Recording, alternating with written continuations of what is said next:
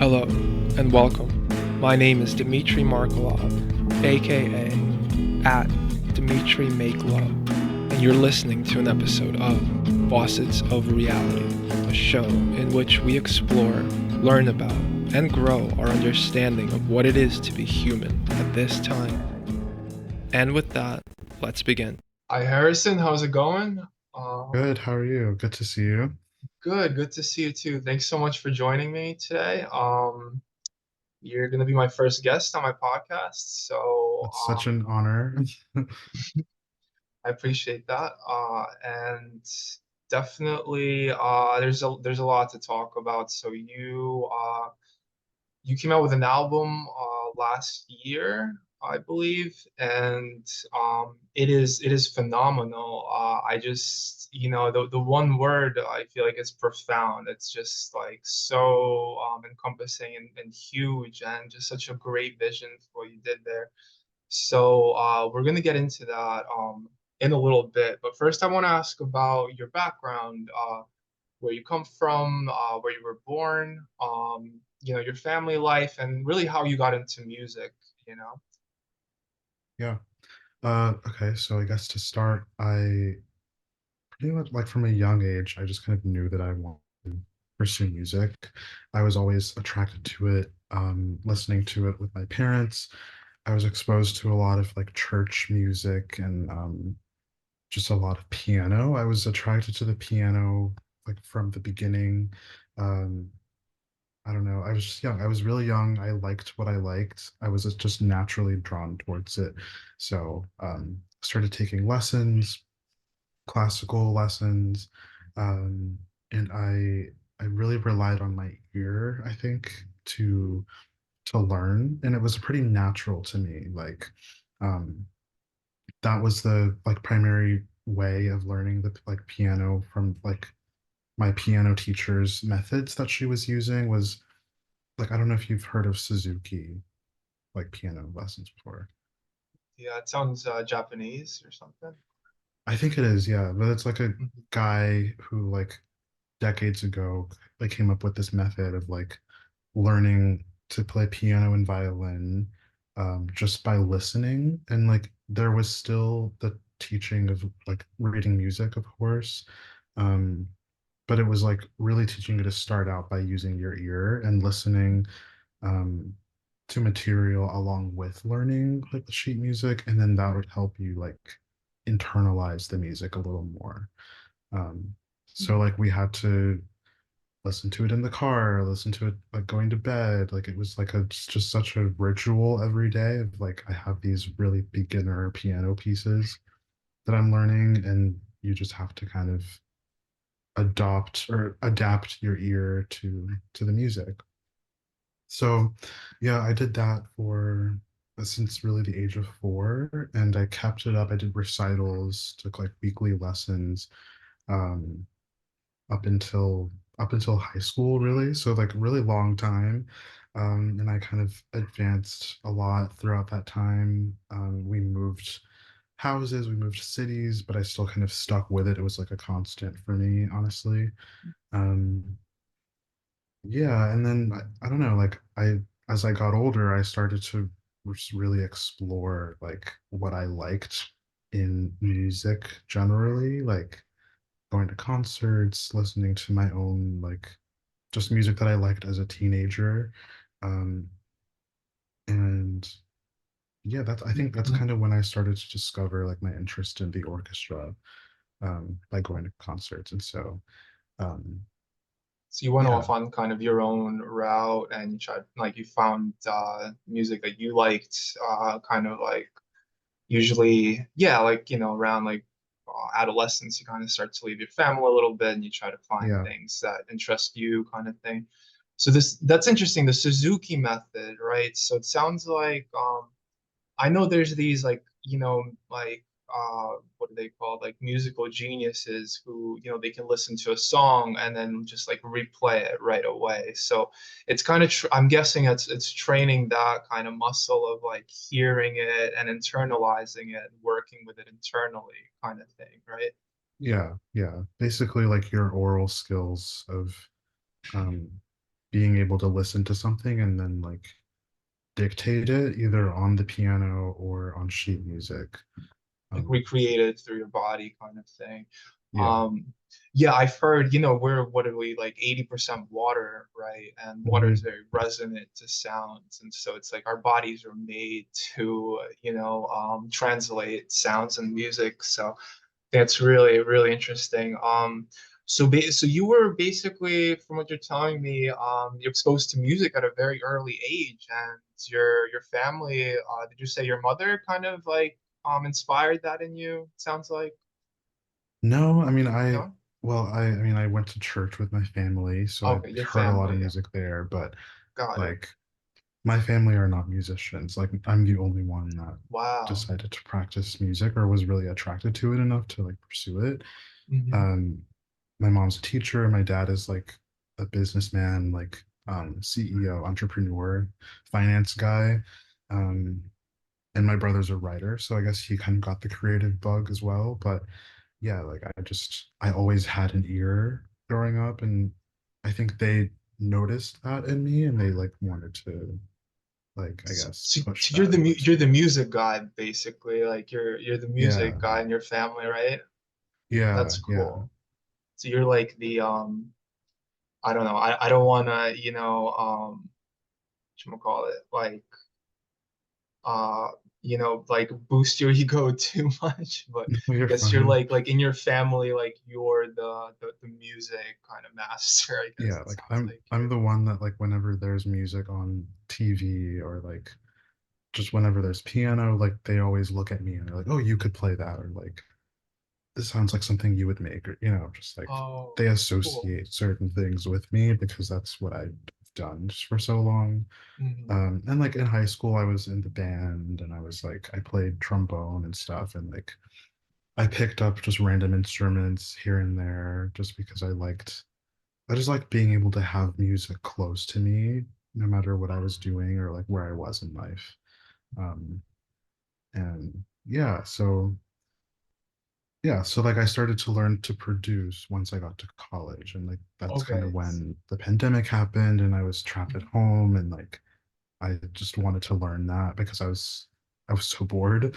Um, and that's kind of what jump started my like desire to compose and actually like produce music, orchestral music that I'm So producing. Yeah. So I was gonna ask you how did you you decided to go to college for music?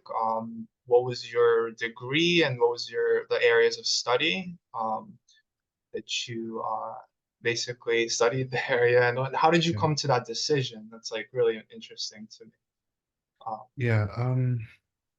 Honestly, I didn't even really know upon choosing my college. Like I went to this really small college in Ohio first, and then I transferred. But like when I first started at that school, I thought I was going to major in like anthropology or like global studies or like um so like sociology, like something that just wasn't music related.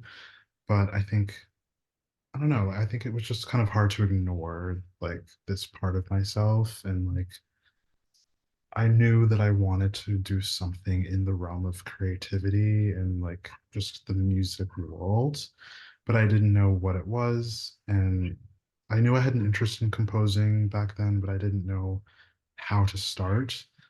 And I was still taking piano lessons at like when I started at this school, and I wasn't really loving it. Like it was like it's just the difference between concert music and jazz music, or like when you're performing it. I guess I realized that I was not a performer during that time.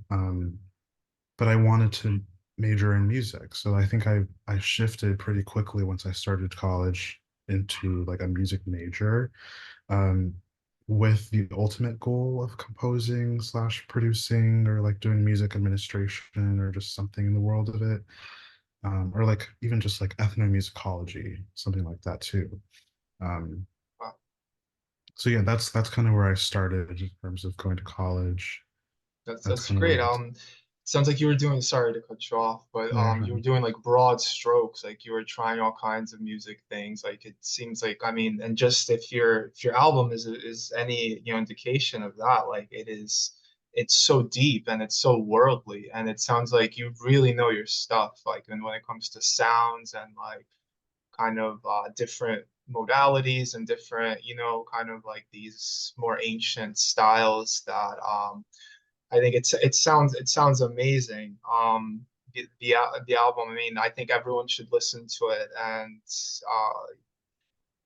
basically, like there was this the one quote that I really really like resonated and stuck with me during the album when you say that Schopenhauer, who was, you know, a very famous philosopher, says that he attributed to music the role of directly portraying the very essence of the cosmos. Yeah, Right? That is like, it's kind of a wow. crazy statement.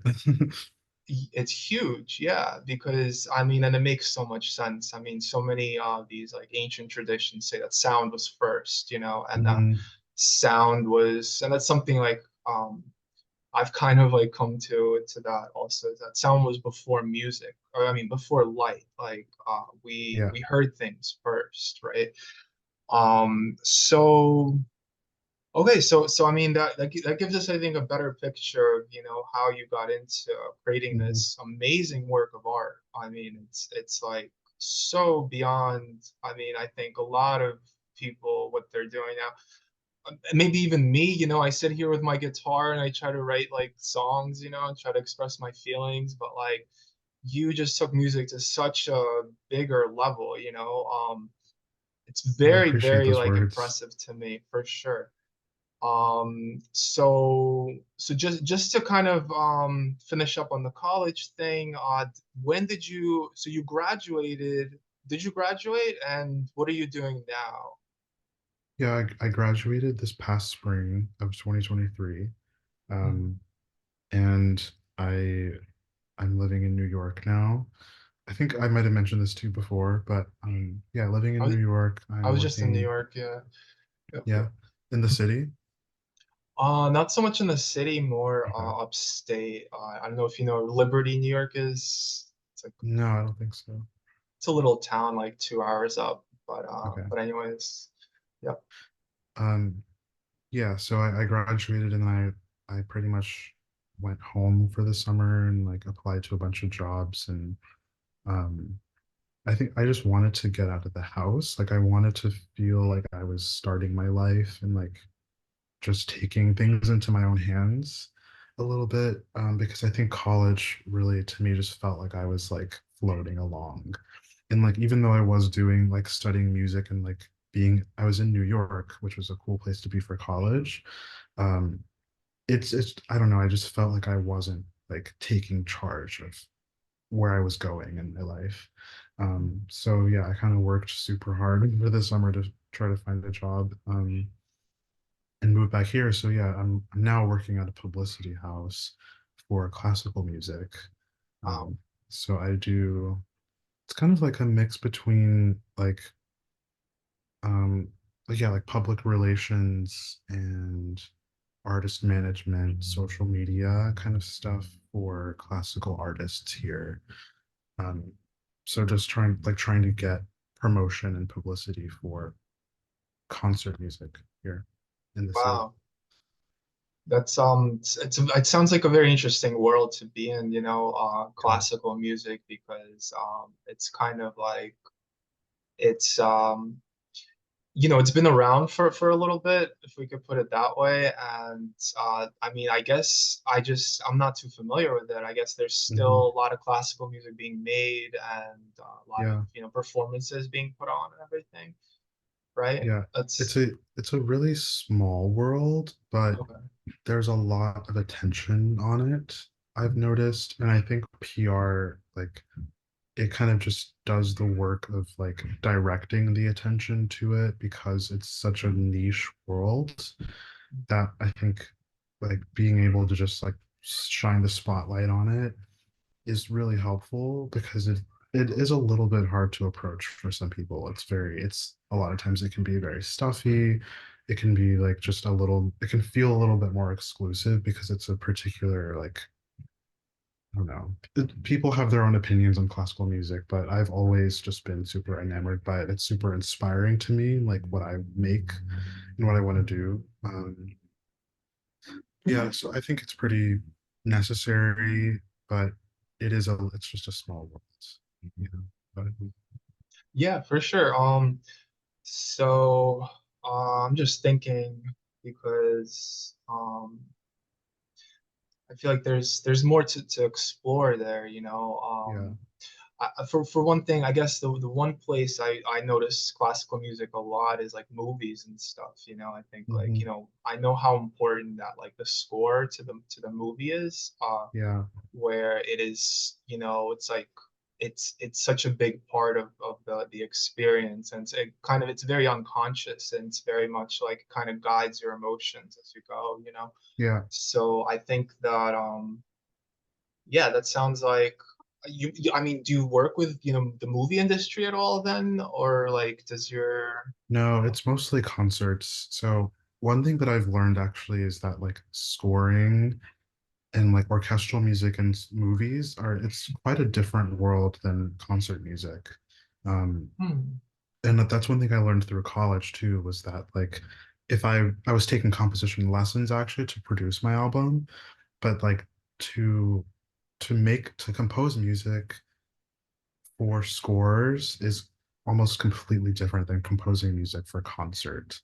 And there, like, you kind of have to distinguish yourself a little bit as like, are you a film composer? Or are you a hmm, concert composer? Because if you're right, a concert composer, then you need to get your works programmed. You need to like understand like how to work with an ensemble, how to like copyright your scores when you like allow them to be rented out for rehearsals. Um, and you also need to do a little bit of PR in order to get yourself known to like presenters. Um, like say if you want to if you like if you want to have your works performed at like the Nashville Symphony or like the Met, like you need to know people that can like um get you like you so that you can license your work out to be performed, and then you get right, your credits by doing that. That's basically how you would make money as a concert composer. But doing scores is a little bit different because you instead of working with like institutions of like like the Met or something, you'd work with people who are making films, and a lot of times that can be a little more independent. Or like the video game industry is pretty similar to that. right. um, yeah, so I think like just the way that you approach your like promoting your music in both of the worlds is quite different. um, so yeah, like my job is primarily concert music. So we just work with Mhm. a lot of like pianists and violinists and like orchestras and institutions that just do concert music, but not a lot of movie stuff. I see what you're saying. Yeah, I mean, it sounds to me like you know, for a score, you kind of have to go very closely with like the film, and you have to kind of, Yeah, you know, match up all the moments to different movements and stuff like that in the music. Whereas when you're doing purely classical stuff, like you're doing, like I guess there's a lot more openness to it, and you can be a lot more creative with it, I would imagine, right? Like you could do more stuff with it. yeah, It's it's not as limited kind of thing, right? I think so. Um, It's like it's a little you can be more experimental, but I think I definitely prefer scoring though. If I was like, because what oh, I do in my work, like my job is not composing, it's just it's doing the social media and like doing the publicity. But mm, if I was gonna do like my own, like if I was gonna pursue my own compositions, I would probably just scoring.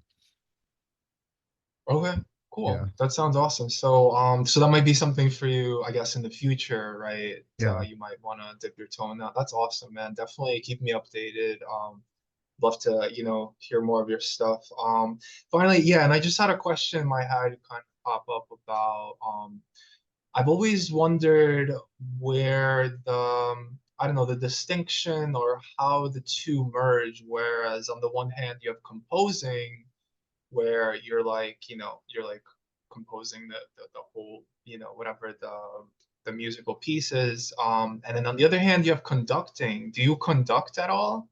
Is that something No, I also? don't, No? but I would love to. Like that's one of my goals actually within the next like couple years is to get some kind of experience conducting, Cool. even if it's just like a one-time thing where I just try it out. Like if I were to get an ensemble to perform my work, like say like one of the pieces on my album, Mhm. if I were to get that performed at a live, performance space, um, I may be involved with like the rehearsals of just how to put it together with an ensemble because I'm the one with the scores. I'm the person who like wrote it. So I feel like even if there's going to be another conductor for the performance itself, I might want to be involved with like the rehearsals or just like getting it in the hands of the musicians. And even if I was going to score or if I was going to have it recorded by an ensemble to then be put into a movie or a game, I might still want to conduct that as well. But I think it's a skill that you have to develop and it's not something you can just pick up out of Oh, nowhere. Um, because it's like not only are you like using the baton and directing people that way, but you also have to know how to work with the ensemble in front of you. Like you also have to like you have to be able to lead people and like give them directions and um use your voice to like be a presence that people can follow musically. um and that I feel like that itself is a whole other skill that like I would love to learn one day, but it's definitely I understand. super Yeah, challenging. the conductor is like the focal point of like everyone, right? It's like you're like Yeah, that and then this, and I don't, you like yeah, kind of like control the whole thing with your hands, I think it's like yeah. something definitely. I mean, is that something that like, do a lot of composers become conductors? Is that like a normal thing, or do they usually, or could they like hire someone else to do it or something? Like, I think it depends. Like if I like I guess if like I was saying like if I were to have my works performed or recorded for a movie or like for a concert, I would want to just creatively from like a place of just wanting my music to be expressed in the way that I want it to be.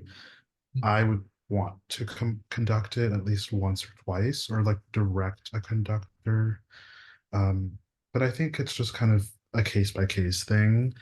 Like a lot of composers who get their works programmed, they will just go ahead and conduct sometimes just so that they have that skill there. Um, but I think it kind of just sometimes it goes hand in hand, but I don't think it's necessarily required for a composer to be able to conduct. okay, so, sorry, I'm just messing with this screen a little bit No, you're fine. because I yeah, because we're recording this, so I just want to make sure it's good because this is like really good stuff here. Maybe is it different for you right now? I'm just wondering. No, That nothing change? changed. Oh, okay. All right, it's Yeah. fine. Also, I Okay. realize my camera is not the best quality, so No, no, same here. And the sound quality, I hope it's gonna turn out okay. Also, yeah, might be able it's to cut this out or something, yeah, just because man, it's like it's really like massive, like just like seeing into your process in your life. And so I guess this would be a good time to kind of segue into your album. So because we're talking about movies, and that's like a huge kind of thing that I got from listening to it.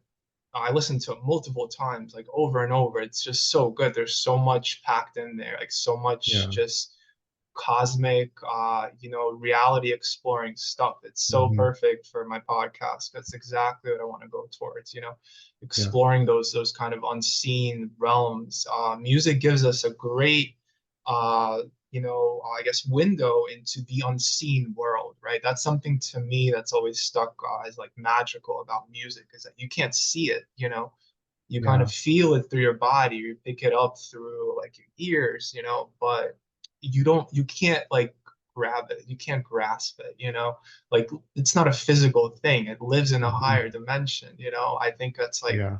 so amazing. And you really like, when I feel like you went into that just like thematically and on every level, with this album. So yeah, so let's talk about the release. So the album is called Requiem, Life Between Death and Rebirth, the primeval nature of heavenly bodies. Did I say primeval right? Yeah, Pri I think so. Primeval. Okay. It's a really long title, and that second part is kind of like optional, but But I don't it's know. I like to flesh things out. So it's perfect because it really encapsulates like what the whole album is, like I think it's a great name for it. Yeah, so why is it called Requiem? I mean, that reminds me of Mozart's Requiem, mhm. it's one of my favorite classical pieces ever made, Yeah. so it was that in any part like an inspiration, or why did you settle on this name here, the Requiem? Well, I it's a couple things. So firstly, I wanted to capture an idea of like honoring those who have passed on, and honoring the idea of an afterlife and Wow. just life, the idea of life and death, just as a foundational like process that we all go through, and that we all kind of have to face every day. Um, and just the process that we go through in terms of thinking about and exploring what happens after we pass and what happens before we come here. So like what is, I guess like you were saying, the unseen world, and like what exists beyond what we can perceive from our human perspective. Um, and so I was super inspired by this piece from a composer, Maurice Duruflé. I think that's how you pronounce it, but he has a requiem, and when I was super young, I was like in middle school. I went and I saw it live, and it really like it just changed my whole perspective on music. Like that one concert, like that's just one of my memories that I have from classical music that just really changed the way that I see music, the way that I feel. Guess there's many Requiems out there because Yeah, yeah. So like I don't know if you're familiar with like just what a requiem is. well, I think of something like more sad or melancholy, or like more like a Yeah, grieving kind of, right? Kind of.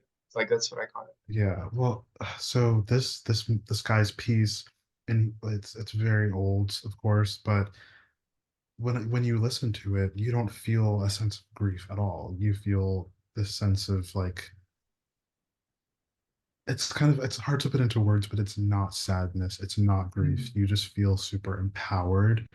You feel like you're not on earth anymore. Like, Mm. and Mm. it's like it just translates the feeling of moving past like the physical reality and the physical state, and it's expressing that completely just through music and through these like there's a traditional format that you take when you write a requiem. There's the Kyrie, there's um the Dies Irae, like it's there's a certain pattern that you follow with each movement. And I sort of tried to stick with that for my piece, but I didn't want to be super like real like rely on that too much. But um in his piece he follows that, and every like requiem follows it. It's like it's a mass. So it's a processional that you go through each stage. There's the intro, the last movement is always like in paradise. So it's really like a journey that you take from the moment of death all the way until you reach, I guess you could say, enlightenment or Wow. paradise or heaven. So like that's kind of the journey that you go through just in the traditional form. Um, And there's nothing sad about that to me. I don't know. Like, I guess Hmm. the word requiem itself has been like taken by popular culture, and like it's you think of sadness and grief, but for me it's like it's just kind of like this mystical experience of just transcending the physical and just moving forward into what's next, and that we shouldn't be afraid of what's next. It's just the next chapter in Yes. just human awareness, even if it's not Totally. even human anymore because we'll be out of this physical form. um it's nothing that we should be afraid of. It's just it's an exalted state, you know. um so anyways, like I was super inspired by that piece. And I was it just it's so otherworldly, but it's captures the emotion of just being human. um and so that's what I wanted to sort of draw from for my projects. Yep. um That all, it all seems to tie in like very well into, just the album, the way it sounded. Because because I know, yeah, I guess there's many different like classical kind of like ways of going. Like there's sonatas and boleros, right? And mhm. I think there's also something called a lament, right? Like a lament when Yeah, you're kind of like, I mean, that would be the sad one, I yeah, guess, right? yeah. So, but what you're telling me is Requiem. Well, first of all, I think you said it was made for a mass, so it's like a church thing. Or, Yeah, so it's Catholic is where it kind of oh, comes okay. from. Mhm. It's like a Catholic mass, Wow. but of course I'm not Catholic, and none of my family is Catholic. But um, you know, Mozart's Requiem was it's meant for a Catholic mass, and Really? I Wow. think just whenever you see a Requiem in a traditional classical music sense, it's going to be Catholic. Um, yeah, Interesting. I did not know that. Wow. That's amazing. Man, yeah. like I'm learning so much from you. It's great. It's really good. Um, So, I guess life between. So that's exactly what life between death and rebirth. So like you die, and then there's like a whole life that happens Hmm. between. And then in the album, you also go into kind of the dream state, and it's kind of like Yeah. there's like a part about you when you fall asleep, you lose consciousness. That's when your astral body is born, right? And Hmm. it's the kind of like has its own life, Yeah. that maybe we kind of forget in our waking life. When we wake up again, we forget what happened before. There's like Yeah, this, exactly. right? Like there is that part of reality where we don't remember what happened, in the past. Like there's this a spiritual amnesia, I think it's called, Hmm. and well, just I mean, if I could say something, I mean that's like that the spiritual amnesia is why we have free will, Mm. because it gives us a choice. It gives us a choice because we don't remember what we did before. If we remembered, we would know that we like planned all this, that this was all on Right. purpose. Yeah. Yeah. And then there would be no reason for free will, or there would be no freedom. So it's like this Yeah. amnesia, this forgetting is kind of like it gives us this freedom to just be anything we want to be, and to explore and to blossom fully, I think too. Yeah. And to make bad decisions and go through traumas that Exactly. teach us lessons. Yeah, Because I feel like if we like, I don't know, like it's just it has to be a learning journey. And I feel like we totally. have to be ignorant in order to like I don't know, like that amnesia. We have to have that amnesia in order to learn what we were brought here to learn. Yeah, and it makes it more exciting because we're very in the moment kind of thing. Yeah. And yeah, hopefully it sparks more life, or sparks something new, something exciting, something that wasn't there before. So we were talking about your new album, Requiem, and I want to go deeper into that. Life between death and rebirth, the primeval nature of heavenly bodies. That's also interesting. I'm a very big word guy, like I write a lot, and so, words are very like I guess I attribute a lot of like meaning to them. So, primeval nature, I mean, that to me says like the essential, like the original, like the primordial feeling, Hmm. which is like the first to happen, right? The first to be Yeah. materialized, of heavenly bodies. So does that refer to how some of the songs they're like named after planets? Like there's like Jupiter, Hmm. and there's Venus and things like that. Um, Yeah. Yeah. okay. So the whole like title "Life Between Death and Rebirth" actually came from Rudolf Steiner. Wow. I don't know. Are you familiar with his writings at I all? am. It's great you brought him up. Yeah, for sure. Yeah. Definitely. Yeah. So one of his lectures, it's actually titled "Life Between Death and Rebirth." He talks about, I believe he talks about the planetary spheres.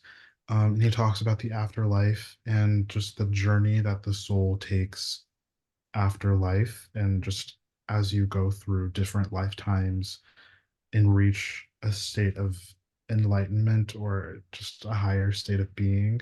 Hmm. Um, and yeah, so I wanted to tie tie in the idea of like a requiem and like the afterlife and the feelings alongside a traditional requiem, and like this idea of the planets and like Rudolf Steiner's mysticism of where we go after we die, and like just the journey that the soul takes. Not that I'm taking his words as gospel, but Hmm. I'm using it as a framework to think That about idea, everything. right? Yeah. Okay. Yeah. So I wanted, and it also it's very sci-fi feeling, and just like it allows me to express my interest in fantasy, and like just, like I can be a little bit more fantastical with the themes within the music that way. And also like it's just a little more creative rather than just being like, okay, this is about like life and death. Like it's just very like boring. I wanted to add some color and like some, interesting dynamics to it. And plus, like there was already mystical works behind it, For dealing with the sure. planets. I love it. And the planets like are it's just one of those things where like they're always there. They're always watching us. They have such a huge force within the solar system and within the Oh yeah. universe. Mhm. And yeah, so I feel like it just kind of piques the curiosity of the listener as well. Totally. Yeah, again, like, I called your album profound. I also think it's very cosmic in nature, it really lets us explore kind of outside of just like our planet, but like to see the bigger realm, like maybe our galaxy and things like that. And so just again, like the breadth and the width of this work is phenomenal. Like it's so big and lofty. Hmm. And yeah, as you're saying, so I mean, there's like a theory that, we evolved kind of in unison with these heavenly bodies, right? That it's like our chakras, each one of them corresponds to a different planet, like things like Hmm. that. Like the Greek pantheon of gods, they were like the planet, like Jupiter was Zeus, he would be the Yeah. expander, and then like Mars is like the war conflict energy, Hmm. etc., etc.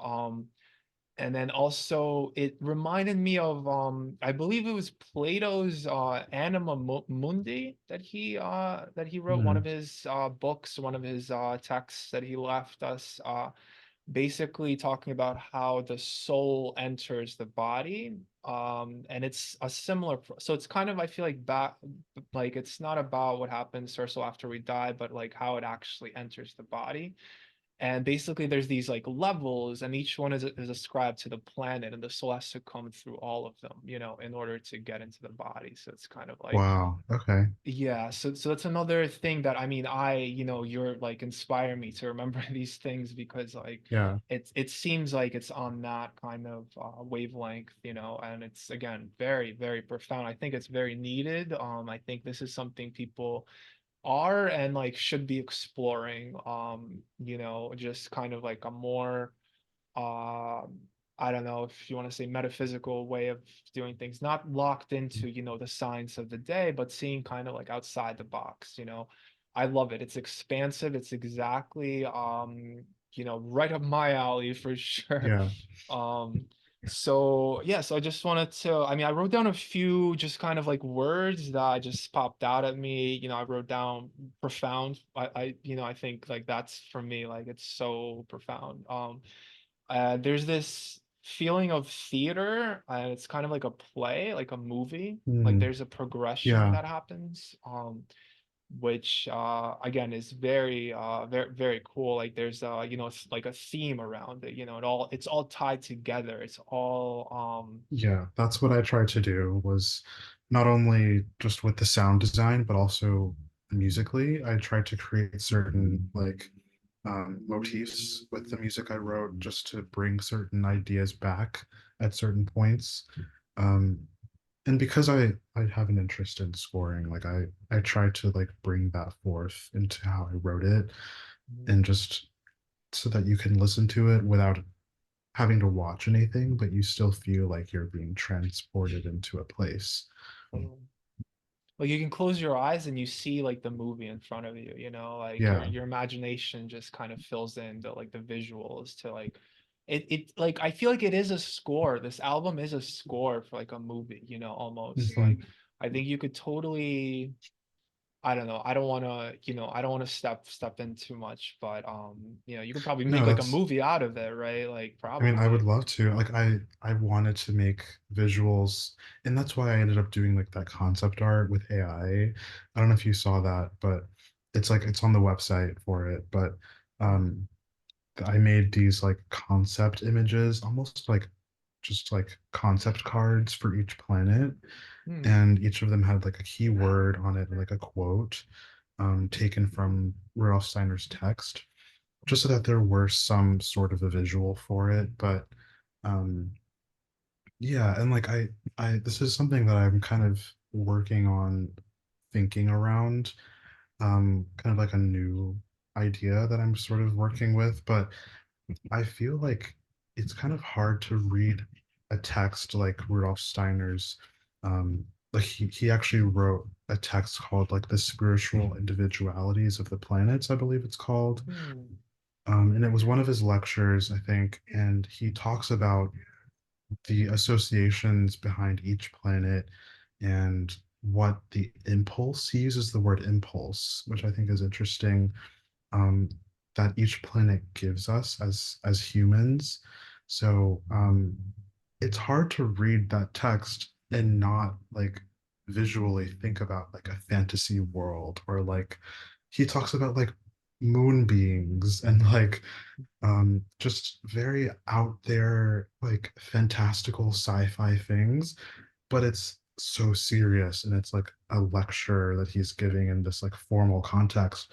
But I'm like, this is so fantasy. Like this is like not in a way where it's like I can't take it seriously, because I'm obviously taking it seriously, but it's, I just feel like there is such an underlying element of escapism, not in a way where like I don't want to be here, just in that like the element of escapism, the element of like fantasy in these concepts that he's bringing up, like it adds a level of like it, I think it just helps to understand it a little better, Hmm. because in a way, like the use of fantasy, the use of these like ideas in all types of mysticism is a form, it's a form of mysticism in and of itself.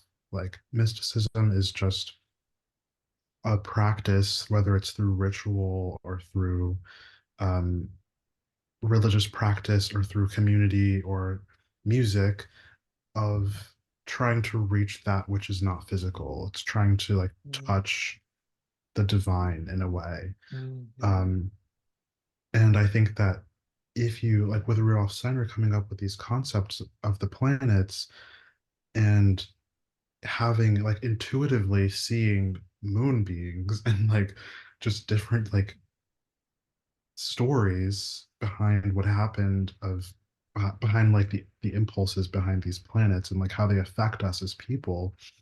um I think it is just a way of expressing mysticism and the practice of mysticism through storytelling and through fantasy and through like sci-fi. Even if it's not like his intention, that's what happens. And like I feel like in film and video games and just art in general, that process happens so much of utilizing like that which is fictional to approach topics like mysticism and the divine, life and death, the afterlife, and so many other topics. It's a way of approaching it that's not only is it like fun to consume, but it's more imaginative, and it's representative of like just really how out there it is, but it's tangible because it's the planets. They're right there. The moon is right there every night. Like we can see it. So hopefully some of this makes sense. I know it's a little like, It makes sense, and I mean I think that's part of the process is like kind yeah, of like I mean that is what we're doing. We're grasping towards these things that like we're kind of in the dark, right? Like a lot of like yeah. the spiritual texts say that we're blind, you know, we don't see the reality as it is, and just that we're reaching for it, I think is very commendable, you know. I mean that's like my whole life is like around that, like trying to understand these, you know, other things. So you said like escapism.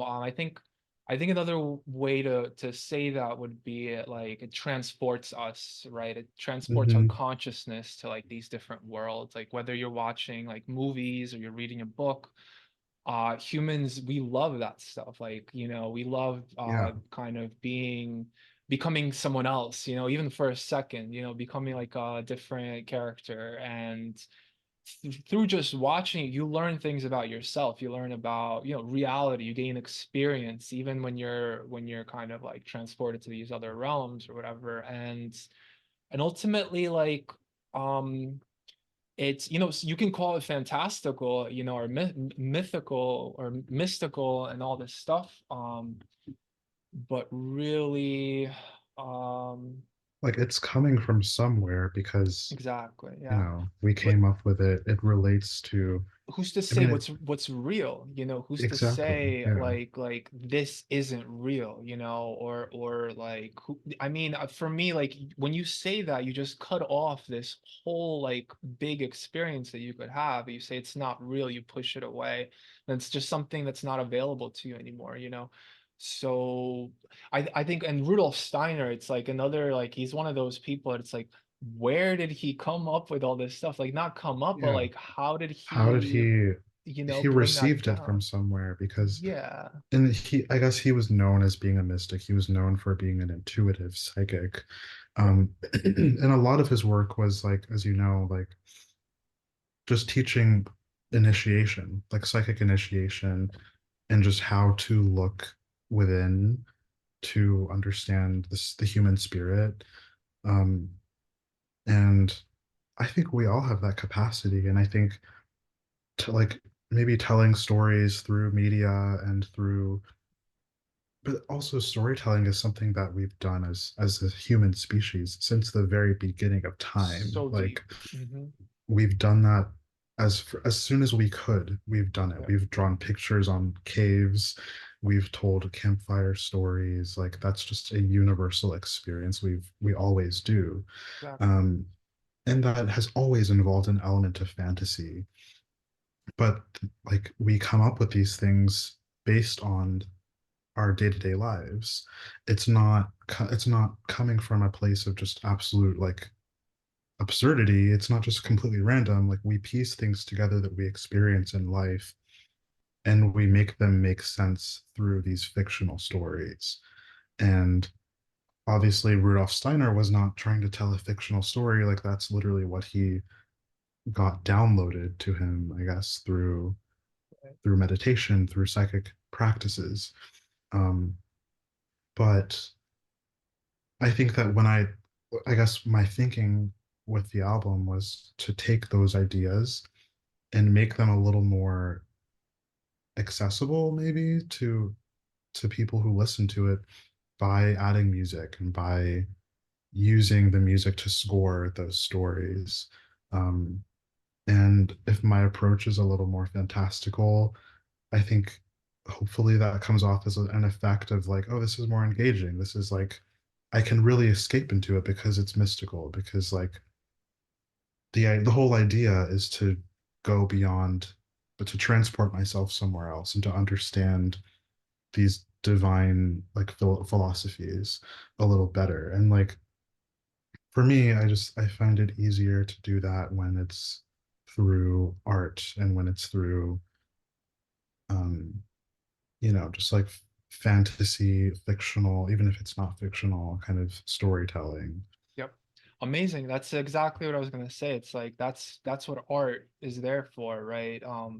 It's like I think that's something again, like I'm gonna be going towards like more I just feel like art is like the where all the good things are found, you know, it kind of molds all these worlds together and it's totally like there's no judgments in art, you know what I mean? Like there's art critics, you know, but like you can literally create anything you want and there's no, it's not like it's real or it's not real. Like it's real for you. And if it's real Mhm. for you, then nobody can tell you anything. You know what I mean? If you believe in it, then you know, nobody can take that away from you. And I think that's like it's like a big power that we should be kind of using more, you know, like basically, you know, painting the blank canvas however we want it, you know, using Yeah. all everything that's available, you know, whether you want to call it, you know, fantastical, mystical, religious, spiritual, like there's all these words, but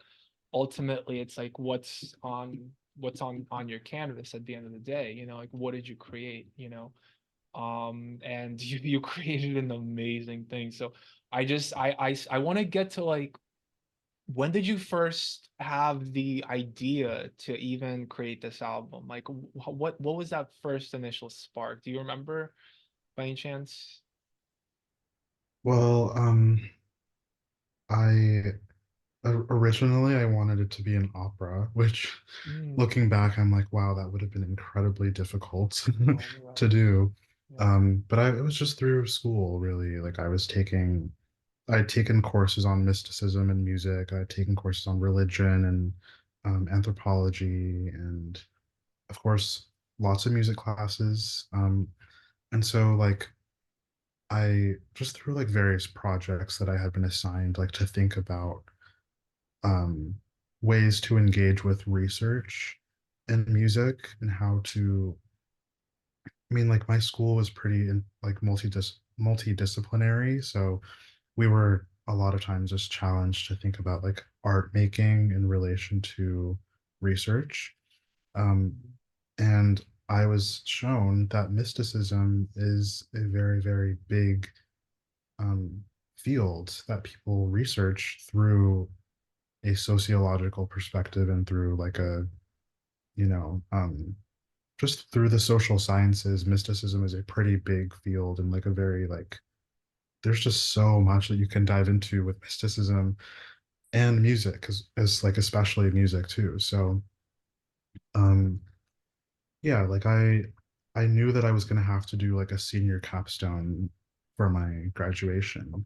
Um and I had been like playing with these ideas in my head of like I wanted to go further into composing. I knew that. I knew that I loved scoring. I wanted to pursue that somehow and learn how to do it and produce music. So um and also I wanted to play with these ideas of mysticism that I had been so passionate about my whole life. I didn't I grew up religious pretty much with my family, but I never identified with it. I was always just reaching for my own path here and there, like just learning about as much as I could within that world. Like I could never ever subscribe to one thing. I wanted to just know as much as I could.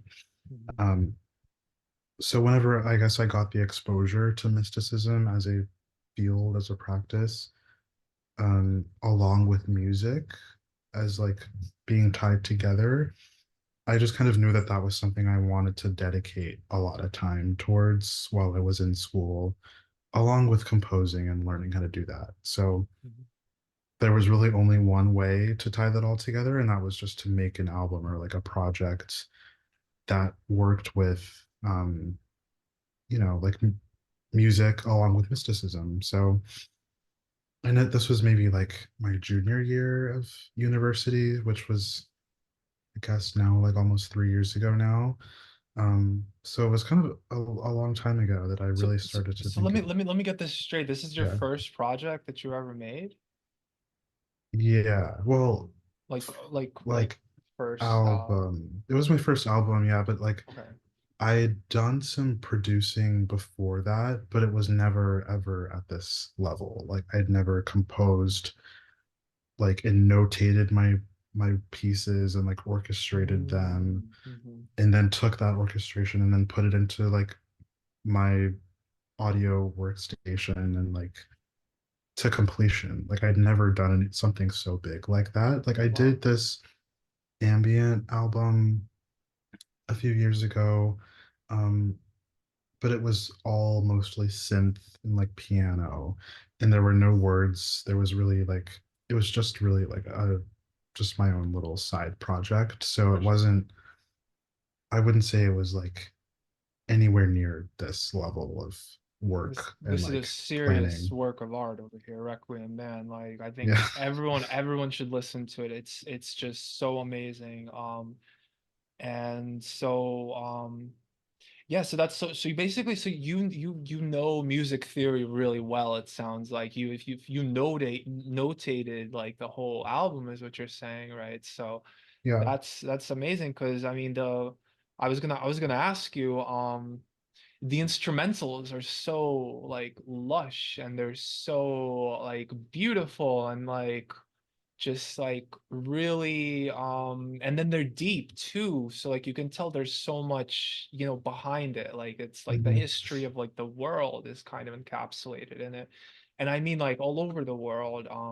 So did you get someone to actually play the instruments also? Like I'm just really interested in the No, process. it's all programmed.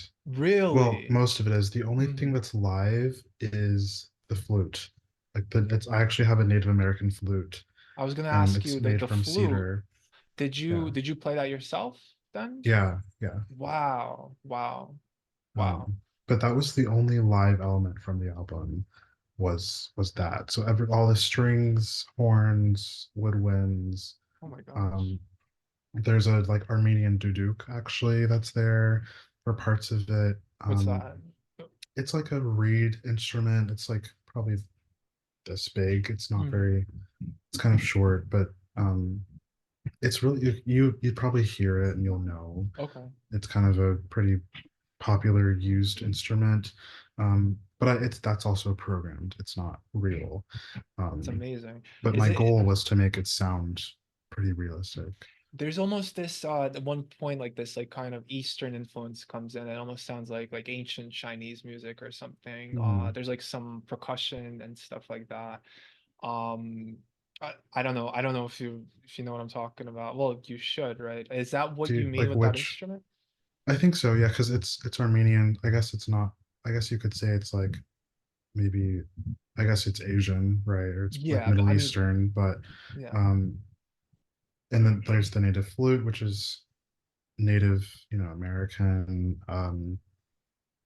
Yeah, I think that's really the main cultural influences that I had. Like I just love the timbre of that instrument, both of the instruments. Mhm. Um, just through different scores that I've listened to and music overall. I love exposing myself to just world music as a genre.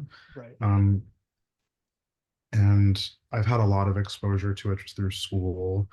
And I didn't want the project to feel like there was any cultural boundaries, I guess. I feel that Um, so much. I love that. Like I really yeah, like that a lot. There's also what I really found like amazing about it is that you bring together like these tribal elements as well as like these classical elements, you know, of the music, and they kind of and they seem so like hand in hand, you know, they seem yeah, so like together and it just flows so well. And it's just like so good for, I think, for this time of on Earth, for humanity, that we're all so much more interconnected. And it's like that it really reflects, like your album really reflects that. I think it's amazing. It's like genius, if I may say so myself. Thank you. And then so as the album progresses, there's like also these different voices that pop up and kind of Mhm. say little stories, and the whole thing seems to me like a dream. It kind of, it feels Mhm. like, you go into this other world, and you see these like scenes of things, like these different characters like kind of saying their thing. It's so good. It just all the things on it. So the voices, how did you get those together? Because I think I heard you a little bit in there, maybe, right? Yeah, there was the piece about the moon and about um, dreams. I think it might be the fourth one. It's all horns. Mm. Um, that one I have like just one or like 5 seconds of myself because it was from a phone call and I wanted to like just have something in there that like was me. Yeah, But I found it. I saw it. I heard yeah. it. um yeah, so like my original plan for the voices was to do, well, of course I originally wanted it to be an opera, but Mm, I was like, actually, no, I'm gonna make it be like an audio documentary piece. So I was like, I'm gonna do some interviews. I'm gonna like place the interviews with music. Um, and then I don't know, like I don't really think I had enough time to do like a full interview process with like like I wanted to do a lot. And I think I was like I had planned on doing like interviews with different like religious communities here in New York and like mm, just a really, really expansive documentary project. And I still want to do that, but I think for the purposes of this project, I think that was a little bit of a broad desire. So instead, I kind of just got with my friend who's a poet, and she wrote a series of poems for for each movement. mm, And then I got a couple of interviews, like one with my friend, one with my grandfather towards the end of the album. And then the first piece actually is AI. So that's what that voice is, and it sounds like probably like Siri or something. But really? I wanted it to Wow. sound like a very like powerful, like omnipresent voice at the very beginning, and that was just yeah. It's So and it's I it, just wrote something for her to say, and I programmed that. It's amazing. Just like you're saying, a lot of the instruments are also programmed and everything. Like, Yeah, I could not tell the difference. Like, it's like so well made. Like everything just melds together, and like very well. It just feels so natural, and if anything. So that's like, again, that's like, I think that's really profound that you're able to do it so well. I mean, you clearly have, a good ear, and you have so much experience, and just your creative ability is just like through the roof with this thing. I mean, thank you. wow. Yeah, I'm just like, I wish I could do something like that. I always my dad told me one thing, a long time ago, is that like when you see good art, is that like you instantly, you have this feeling of like, how did they do that? Like like you have this, Hmm. it's almost like I can't figure out how they made this happen. Like, it's so amazing. And I have that with your album right away. Like, it was just like, whoa. Like, I'm like, I don't know. I feel like like, anyways. Yeah, I mean, Okay. everyone has their thing that they do that like That's true. no one else can do, That's you true. know. And yeah, it's nice hearing those words, but like everyone has that, you know. Like Yeah. there's But things that you do that I'm sure I would be like, how is that even possible? You know, like that's true. That's true. Yeah, it's a good so point. I think it's just a matter of like, I don't know, I guess it kind of took a while for me to understand the fact that I guess I do have an ear and like there are certain strengths that I have, but it was a very, very difficult project. Like Mm, it was probably the most challenging thing I've ever had to do. wow. But I think it was just motivation, really, that and just passion. You know, you have to be like whatever your passions are, like follow Okay. that, and it will be Yes. easier to like overcome those challenges. No, that's perfect. Yes, so we're kind of getting to the end here, it looks like. Yeah, So just a few more things about the album. One of the quotes I was kind of it stuck with me also. I couldn't fully understand it, but it's felt right. Like it felt like, okay, like yeah, that makes sense, but I don't understand how it makes sense, if you know what I mean. yeah. Which is pain is an arrow. You know, Mm. you see there's a whole, I think, a whole track about that, right? Like pain is an arrow. I don't know who was speaking on Yeah, that. that was my poet friend, and Mm, I think it was really just about like how do we experience difficult emotions and how do we get through them? Um, and I think in that sense, it's like pain. She describes it coming through to her heart and piercing her chest, and I think that's just like like a visual description of how you experience certain things in life, like how you experience difficult emotions and like when something feels so bad that it's like puncturing your chest, you yeah, know, like yeah, that just that makes sense. visceral feeling. Um, Also, but when we it's fall in love, right? It's like Cupid's yeah, arrow kind of thing. I think I get what you're saying. Yeah. yeah, and like pain does not have to be like a bloody, gruesome thing. It can also just be like a transmutational experience as well. Yep, totally. So Um, yeah, also, I mean, there's also the whole cosmic egg thing, which is a whole, I'm sure, yeah, conversation in yeah, and of itself. So, I mean, we could go even so much further into this, but yeah. I don't want to I don't want to make this too long, so Yeah, we can always do another episode as well if that's you want to true. keep talking. Awesome. Perfect. Yeah. So just a few more things. What do you think the role of dreams is for artists? Like, what do dreams do for an Hmm. artist? That's a really, really good question because actually a few of the pieces on the album actually like the musical motifs came to me while I was dreaming actually. Yes.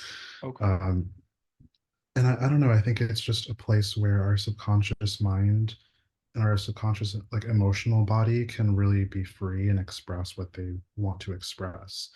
Um, and I think art is just a way to, as we were talking about before, like just express the things that kind of go beyond our physical and like the limitations of our human experience.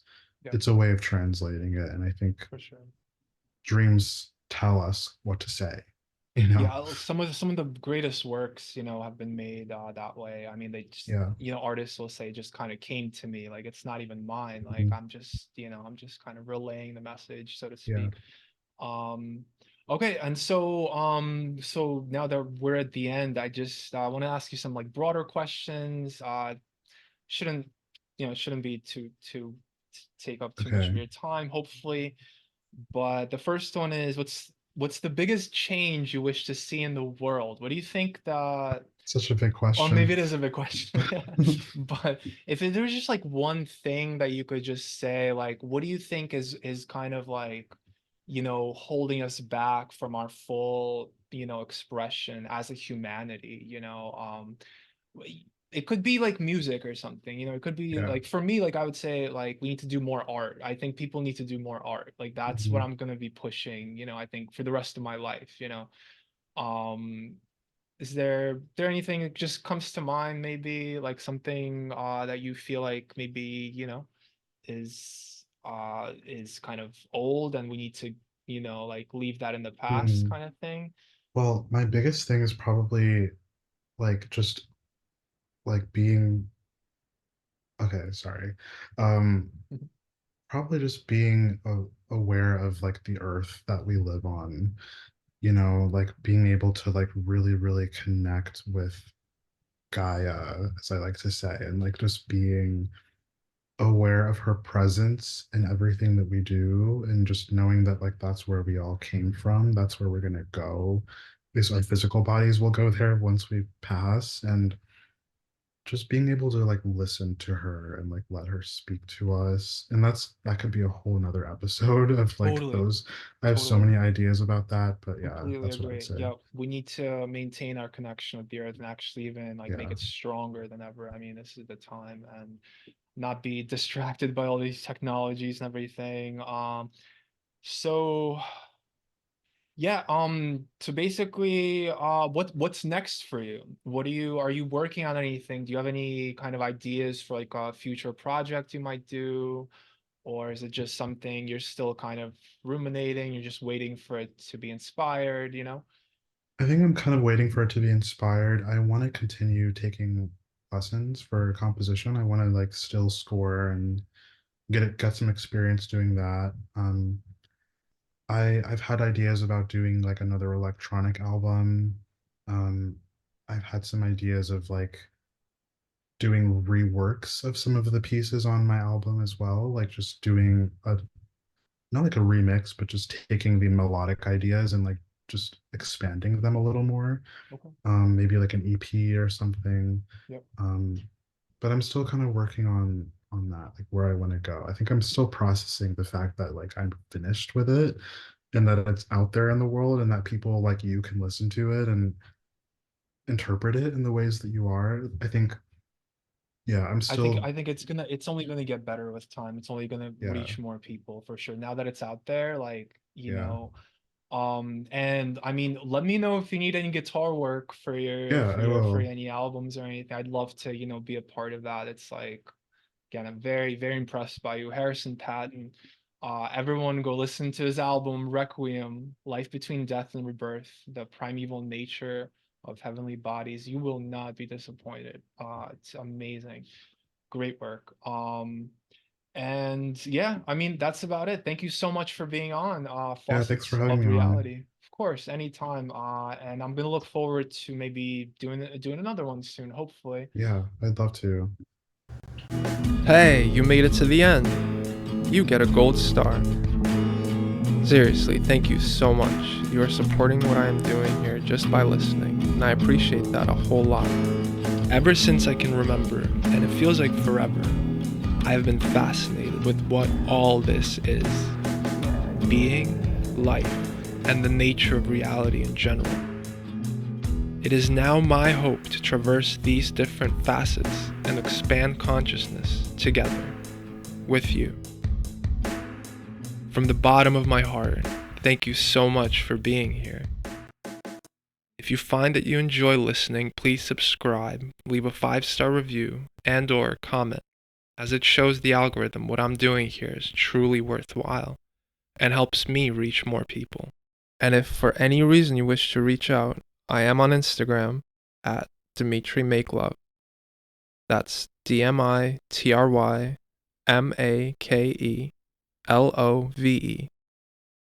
Have an amazing day. Remember, all is one. IO. And until next time.